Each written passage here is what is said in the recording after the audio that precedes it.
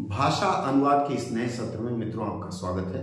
पिछली चर्चा में मैंने द हिंदू के एक हेडलाइन पर चर्चा किया था, उसका अनुवाद बताया था और मैंने कहा था कि उसके बाकी अंश पर विस्तार से चर्चा करेंगे। आज इस सत्र 2 में आपका स्वागत है। आइए पूरा विवरण देखते हैं। देखिए यहाँ लिखा हुआ है, Prasar Bharati does not make copyright claim on public service content says officials. पहले हम एक एक शब्द का अर्थ हिंदी में जान लेते हैं।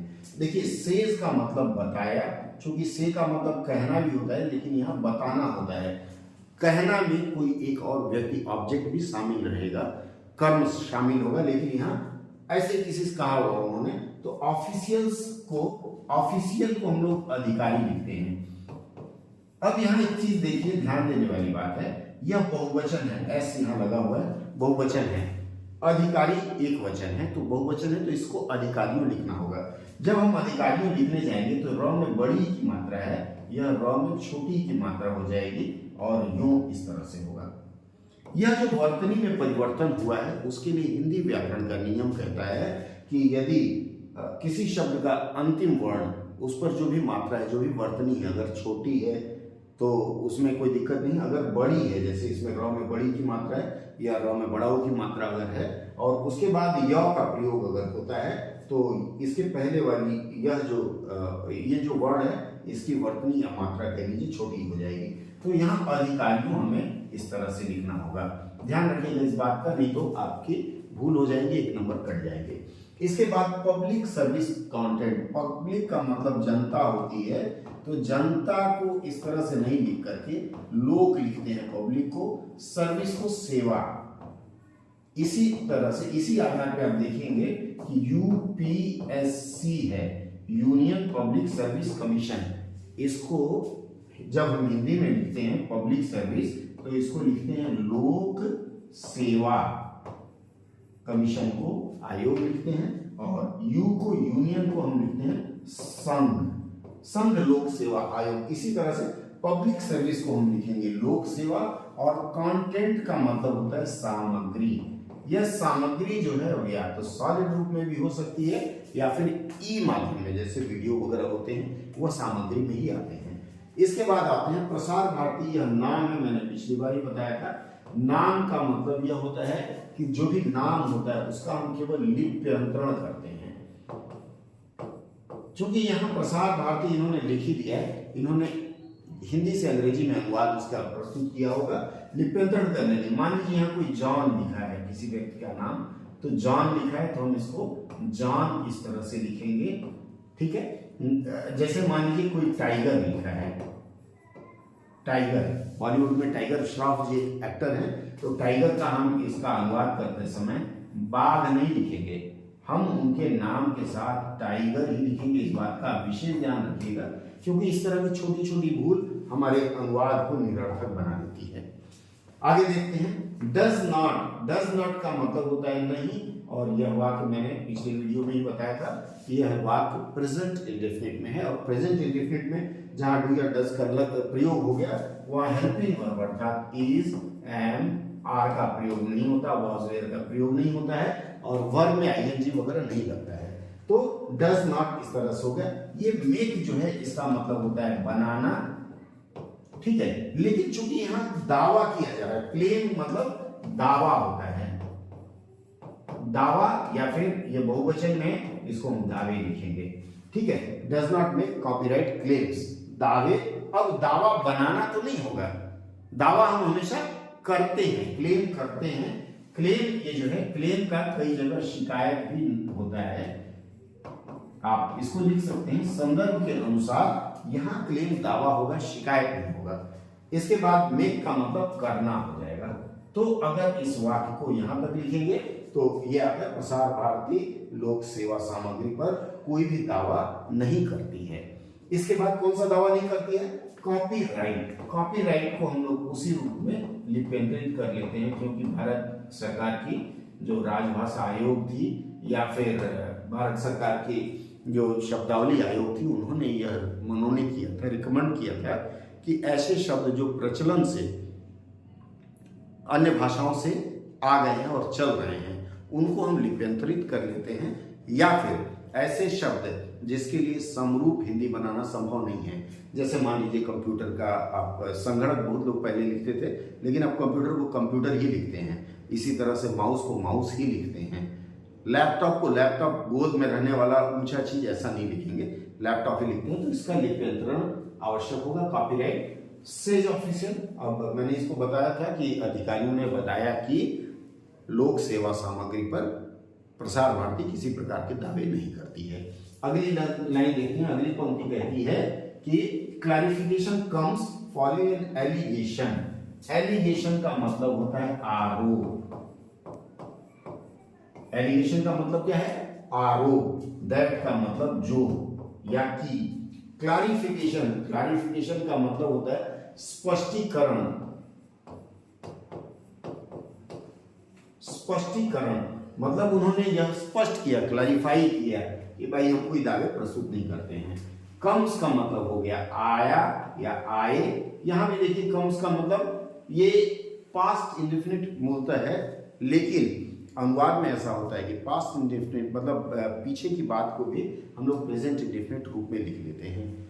फॉलोइंग, फॉलोइंग का मतलब होता है के बाद, मतलब कोई एक बात हुई होती है उसके बाद। तो यहाँ फॉलोइंग का अनुवाद हम के बाद लिखेंगे।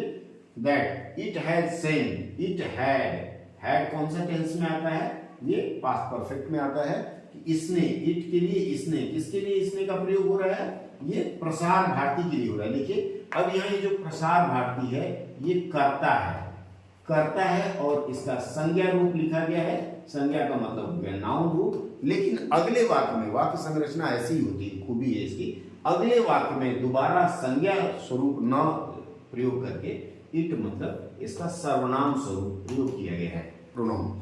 ठीक है, इट हैड सेंट, इसने, हैड का मतलब था और सेंट का मतलब भेजा, इसने भेजा था। अलग अलग अंश बता दे रहा हूं, उसको आप सजा पाएंगे। क्या? कॉपीराइट इनफ्रिंजमेंट। कॉपीराइट का तो मतलब आपको पता है, इनफ्रिंजमेंट का मतलब क्या होता है? आप जरा 1 मिनट सोचिए, मैं फिर आपको बताता हूं।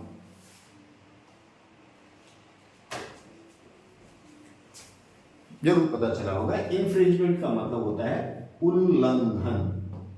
उल्लंघन मतलब आपने कॉपीराइट का उल्लंघन किया। और उल्लंघन, इन्फ्रिंजमेंट का इसका सिनोनिम्स अगर देखेंगे तो इसका मतलब होता है वायोलेशन। कॉपीराइट वायोलेशन वो भी चलेगा। इन्फ्रिंजमेंट चूंकि इस कॉपीराइट के साथ यह शब्द रूढ़ हो गया है, इसलिए यहां हम इन्फ्रिंजमेंट के, कॉपीराइट के मामले में इन्फ्रिंजमेंट का प्रयोग करते हैं। नोटिस, ये नोटिस का मतलब यहां सूचना होता है, नोटिस का मतलब, लेकिन आप इसको नोटिस भी लिख सकते हैं, दोनों लिख सकते हैं, कोई दिक्कत नहीं है। टू द यूट्यूबर्स, अब ये जो यूट्यूबर्स हैं, यूट्यूबर्स को आप जब इसकी हिंदी लिखेंगे तो आप इसको यूट्यूबर एक वचन हो गया। अब ये एस लगा हुआ है तो बहुवचन, आप इसको यूट्यूबर्स ऐसे लिखते हैं अगर, तो यह गलत होता है। आपको यहां लिखना है यूट्यूबरों।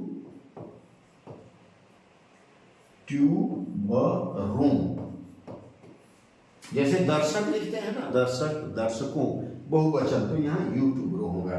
एज रिगार्ड्स का मतलब जहां तक संबंध है, ये फ्रेज आप सकते हैं। एज रिगार्ड्स से संबंधित, या कई बार जहां तक संबंध है संबंधित। किससे संबंधित? पार्लियामेंटरी। देखिए पार्लियामेंट का मतलब होता है संसद, सिर्फ इतना लिखेंगे तो ये हो गया संसद, ये संज्ञा है, ठीक है। लेकिन आर वाई लग गया तो आर वाई लग करके यह कौन सा विशेषण बनता है? विशेषण। किस तरह का विशेषण बनेगा? इसके बाद प्रोसीडिंग शब्द है ना, तो प्रोसीडिंग अगर क्रिया है तो क्रिया की विशेषता बताने वाला शब्द क्या हो गया? यह हो गया क्रिया विशेषण। अंग्रेजी में इसको एडवर्ब कहेंगे, ठीक है। तो अब हम पार्लियामेंट पर ही आकर के रुक गए। पार्लियामेंट के साथ आर वाई, पार्लियामेंट संसद, यह संज्ञा शब्द है, लेकिन इससे संज्ञा को विशेषण, कौन सा विशेषण, क्रिया विशेषण बना करके इसमें पार्लियामेंट्री आर वाई जोड़ करके इसको एडवर्ब बनाया गया है। तो यहां हो जाएगा संसदीय, संसदीय। और प्रोसीडिंग्स का मतलब हो गया क्रिया कह सकते हैं, या फिर इसको क्रिया ना लिख करके आप प्रोसीडिंग्स को कार्रवाई लिखेंगे। ठीक है, कार्रवाई अगेन आपका एस आ गया, मतलब बहुवचन में आ गया, तो इसको लिखेंगे कार्रवाइयां, कार र में ऊपर र, कार्रवाइयां। अब इसको वाक्य में प्रयोग करते समय इया लिखना है या यूं लिखना है, हम बाद में देखेंगे। मुझे लगता है यहां तक मैंने जो बताने का प्रयास किया यह आप लोग स्पष्ट रूप से समझ पाए होंगे। अब इसका अगर आप अनुवाद करेंगे तो clarification comes following an allegation, ये पहला अंश हो जाएगा। मैं आप जब परीक्षा में बैठेंगे तो आप कैसे मार्क करेंगे, ये पहला अंश हो गया। दैट का मतलब ये संयोजक है कि, या it has sent copyright infringement notice to YouTubers, ये दूसरा अंश हो गया। ये तीसरा अंश यहां तक हो गया। इसका मतलब है इस वाक्य के पहले 3 खंड मैंने अपने अनुवाद पाठ्यक्रम में आपको यह बताया है कि किस तरह से बड़े वाक्यों को तोड़ तोड़ के छोटा करते हैं, फिर उसका अनुवाद करते हैं। तो ये हो गया, इसमें 3 अंश इसका बनेगा। उसको आप लगा लीजिए। तो कहाँ शुरू करेंगे, यहाँ शुरू करेंगे, यहाँ शुरू करेंगे। ये भी एक समस्या होती है हमारे लिए कि हम वाक्य की संरचना शुरू कहाँ से करें। यहाँ आपका जंबल सेंटेंस के लिए ये काफी महत्वपूर्ण रहता है, और उसमें आप जैसे सेंटेंस फॉर्मेशन है उसके अनुसार। अब यहाँ देखेंगे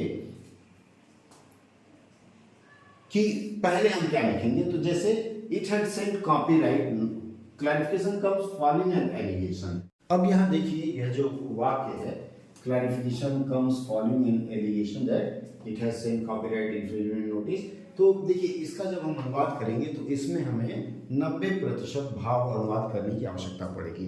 अब मैंने इसको यहाँ से शुरू किया है। देखिए अनुवाद में कहा जाता है उद्देश्य पहले आएगा, तो हमने यहाँ शुरू किया संसदीय कार्रवाइयों को साझा करने वाले यूट्यूबरों पर। यहाँ देखिए इस वाक्य में कहीं भी खाली यूट्यूबर्स है, लेकिन इन दोनों शब्दों को अगर जोड़ना हो तो जोड़ने के लिए कोई विशेष लिंक जब तक आप नहीं डालेंगे तब तक आपका वह अनुवाद अधूरा रहेगा। इसलिए यहाँ भाव अनुवाद करने के लिए, वैसे अनुवाद में कहा गया है कि कई बार हमें बाहर से कुछ शब्द लाने पड़ते हैं, तो लाने पड़ते हैं, तो यहाँ हमें एक शब्द लाना पड़ा, साझा करने वाले यूट्यूबरों पर। क्या है, कॉपीराइट दावों के आरोप के पश्चात, मतलब ये जो यूट्यूबर्स हैं इन पर ये है ना कॉपीराइट एलिगेशन, इसके लिए हमने जोड़ा है कॉपीराइट के एलिगेशन। क्या है, कॉपीराइट के दावों के आरोप। अब यहाँ इट हैड सेंट, यहाँ आप वह भी लिख सकते हैं, लेकिन इससे भी स्पष्ट हो जाता है दावों के आरोप के पश्चात यह स्पष्टीकरण आया।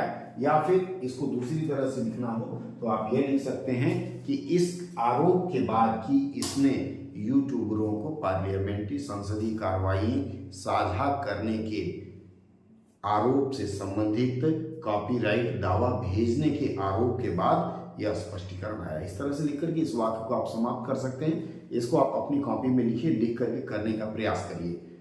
कुछ दिक्कत हो तो फिर से मुझे संपर्क करिए, यहाँ पर आप अपना संदेश भेज सकते हैं। अगली कार्रवाई में या फिर अगले चर्चा में हम फिर बाकी और नई सामग्री लेकर के जुड़े रहिए हमारे साथ। अगर सब्सक्राइब ना किए हो तो इस बार कर लीजिए, शायद आगे आपके काम आए। बहुत बहुत धन्यवाद जुड़े रहने के लिए।